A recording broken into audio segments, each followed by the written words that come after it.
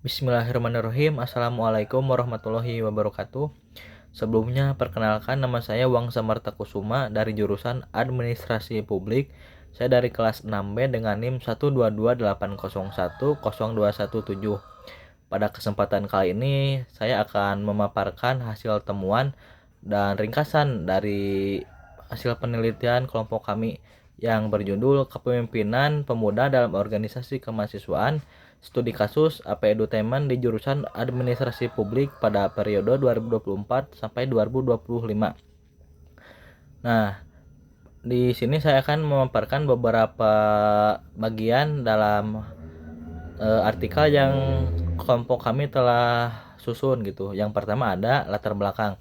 Nah, pada latar belakang disebutkan bahwa kepemimpinan pemuda di lingkungan kampus adalah bagian yang penting dalam pembentukan karakter dan kompetensi daripada generasi muda. Nah, organisasi kemahasiswaan bukan hanya tempat berkegiatan, tapi juga menjadi laboratorium penerapan nilai-nilai kepemimpinan dan administrasi publik. Namun, kepemimpinan organisasi mahasiswa memiliki tantangan tersendiri, seperti konflik antara kewajiban akademik dan organisasi, minimnya pengalaman, hingga dinamika internal yang kompleks. Dalam penelitian ini kami mencoba menjawab bagaimana seharusnya kepemimpinan pemuda diterapkan secara efektif dalam organisasi kemahasiswaan yang berbasis kreativitas dan partisipasi. Nah, kemudian ada bagian yang selanjutnya ada landasan teori. Penelitian ini didasarkan pada 3 teori utama. Yang pertama ada transformational leadership theory dari Base dan Reggio yang menekankan pentingnya pemimpin sebagai inspirator, motivator, dan pengembang potensi anggota. Yang kedua ada situational leadership.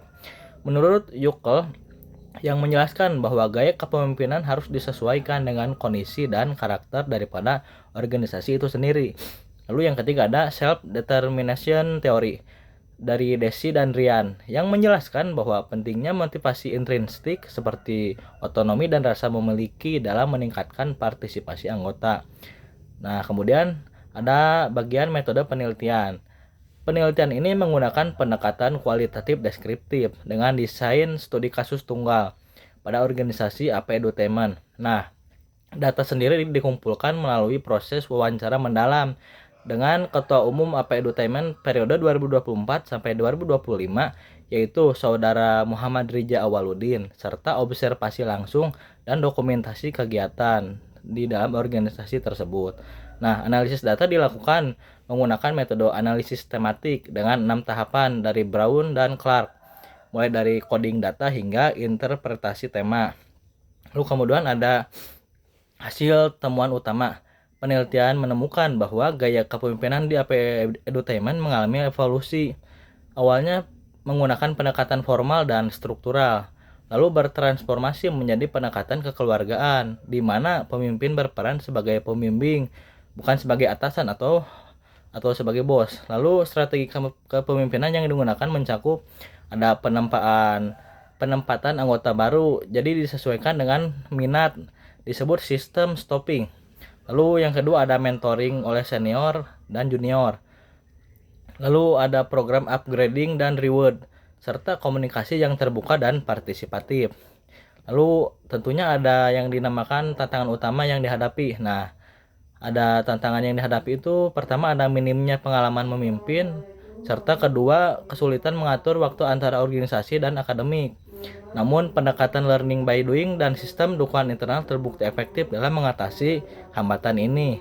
Lalu ada yang kemudian implikasi dan refleksi. Penelitian ini memberikan kontribusi teoritis dan praktis. Secara teori, temuan ini memperkuat pentingnya gaya kepemimpinan yang adaptif, yang menggabungkan elemen-elemen transformasional, situasional, dan pelayanan. Secara praktis juga hasil penelitian ini dapat menjadi panduan bagi organisasi kemahasiswaan lainnya dalam mengembangkan iklim kepemimpinan yang lebih inklusif, partisipatif, dan mendukung pengembangan diri anggota. Nah, AP Edutainment sendiri menunjukkan bahwa keberhasilan organisasi tidak hanya ditentukan oleh struktur dan aturan, tetapi oleh relasi yang kuat, proses yang membangun, serta kepemimpinan yang memanusiakan. Nah, sebagai penutup, mari kita sadari bahwa kepemimpinan pemuda bukan tentang menjadi sempurna, tapi menjadi berani untuk memulai, siap belajar, dan terus bertumbuh. kita tidak menunggu menjadi pemimpin, kita membentuk diri kita sendiri menjadi pemimpin lewat tindakan-tindakan kecil yang tentunya akan berdampak besar di kemudian hari. Mungkin itu saja yang dapat saya sampaikan. Mohon maaf bila ada banyak kekurangan. Wallahul muwaffiq. Wassalamualaikum warahmatullahi wabarakatuh.